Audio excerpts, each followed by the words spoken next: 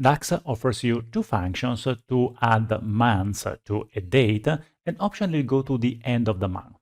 The two functions are eDate and endOfMonth. eDate accepts as the first argument a date, and the second argument is an offset, the number of months to add to the given date. Can be a positive or a negative number.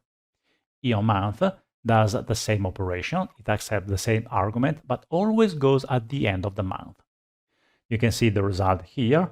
For every date, I'm adding eDate plus 1, and you see that the 1st of January goes to the 1st of February, and eDate minus 1 goes to the 1st of December of the previous year. EndOfMonth does the same operation, but it also goes at the end of the month. If you use 0 as an offset, it returns at the end of the current month. If you use plus 1, it goes at the end of February or at the end of the previous month. These functions have some mechanism that make them work in a clever way.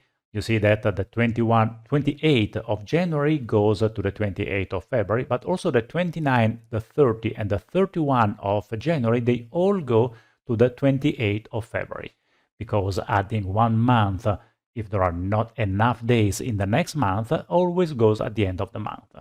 And the same happens for minus 1. If you look at the 28th of February, it goes at the 28th of January of the previous one. And the next day, the 1st of March, goes on the 1st of February.